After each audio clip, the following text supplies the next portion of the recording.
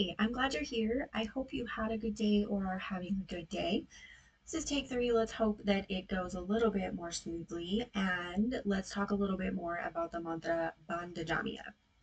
So as I said in the last or in the meditation video, this is my favorite. I love this mantra. I find it really empowering and elevating. So I'm really excited to talk a little bit more about this. Now, this mantra is largely associated with the divine feminine because Bond is woman or is the woman, right? So it's associated with creation and it's meant to help us visualize and step into being a container for the entire universe, or imagine yourself as a container for the entire universe. This is kind of a universal thing where you're visualizing being able to give to as many people as possible. There are a lot of meditations that help us do that as well. It's a way to build compassion, it's a way to build kindness and empathy, right? So this is along those same lines and it's connecting us directly with that creation element associated with feminine. Feminine is also associated with grace, the moon, calm, flow, soothing, right? That's why we breathe through the left nadi when we are doing long, deep breaths to calm and soothe ourselves or to help anchor us when we're feeling dizzy, when we need to cool down if we feel overheated physically, mentally, emotionally. Because the feminine has all of these different aspects associated with it, right? And it helps us anchor. This mantra specifically helps us really connect to that primal or primary spirituality, which is the divine feminine. I do want to say that just because the word feminine is used here, that does not exclude and it does not assume anyone. This mantra can be used for anybody that's looking to connect to the divine feminine for whatever reason. And creation doesn't just mean giving birth. Yes, that's one of the main things we think of when you think of feminine, yeah, give birth, maybe. I mean, obviously, there's a lot that goes into that. The point being that there are a million ways to create. You've got ideas, you've got writing, you've got life saving medications, there's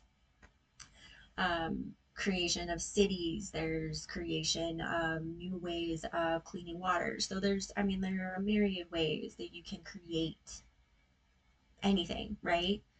So this has helped me create a few different things. It's helped me create a few different Ayurvedic plans for clients. It's helped me really connect to the empowering aspect of my body, my third chakra, my emotional state. This mantra has been really helpful for me in a lot of different really challenging times when I will climb into my head and I start to undercut myself. This helps me to connect to the empowerment. So instead of digging into a mistake or misstep or whatever the situation was, right? I've labeled it as negative, and so then I just go all in on the negative instead of learning from it, right? Instead of going, okay, well, how can I do better?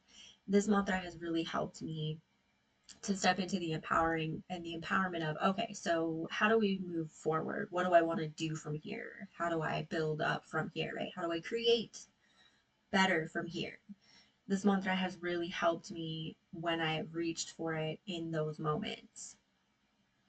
This can also be really helpful for mother father phobias. I haven't necessarily tried it with a phobia per se, but I have used it when feeling frustrated with my mom or dad, and it's helped me be more compassionate and just step out of the thoughts that are spinning through my head about the situation or my mom or dad, and just kind of step back and see it from a bigger perspective outside of myself and the tiny little perspective that I have, right? This this mantra is meant to be elevating.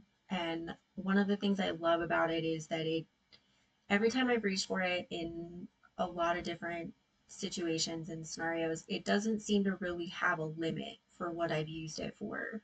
The empowerment comes through every single time, the elevation comes through every single time, and it helps me to expand every single time. It's part of why it's one of my favorite mantras. It seems to be pretty limitless as far as how I've used it thus far, and I've used it in a wide array of different situations and settings.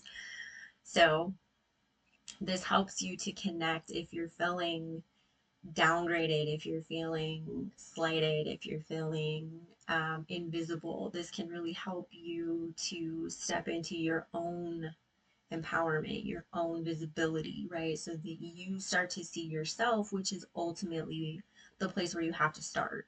It's kind of irrelevant what anybody else's perspective is if you don't have a good opinion of yourself to begin with. So this is a really good mantra to help you with that.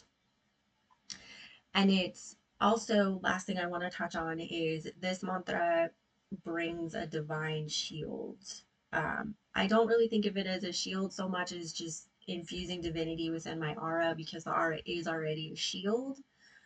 So the way that it comes through me is it's more just like it's aura linked for me versus a separate shield or an additional shield. It's just kind of like divinity laced throughout the aura, or I can see the divinity laced within myself, I guess would be a more accurate way to say that. And it just helps us to step into the dignity that we already are, that I feel like it's easy to miss or, dismiss ourselves, right? Because I mean, that's really easy to do in this current setting. So part of why it's one of my favorite mantras is just the empowerment and the elevation, the expansion, the compassion that I feel whenever I chant this mantra. Plus, the music really helps too because it's just fun music. So, um, okay, super last point. The way that I master mantras, in case you wanted to try something else, if you're looking for another way to master mantras, is I will listen to the mantra and I'll read the transliteration and until I can get my teeth around the correct pronunciations and flow of the mantra itself. Then I'll read the English translation to see. I'll chant in the English version. I generally don't really connect with the English version. I feel like something gets lost, something is missed it within the translation itself. I don't really know how to explain it any better. So I generally always chant in the original language because I feel like it's a direct connection versus chanting in the English. And that could just be a me thing. I highly recommend you try both. Chant in the original, chant in English or your primary language, of course, and see where your connection feels the deepest, and then go from there because the connection is what ultimately is going to matter. That's where you start. That's how you build up and you create from there is a solid connection and chanting from your authentic self. So I hope you found the Bhanda Jamee meditation elevating, and I hope you found this video helpful. I will see you soon.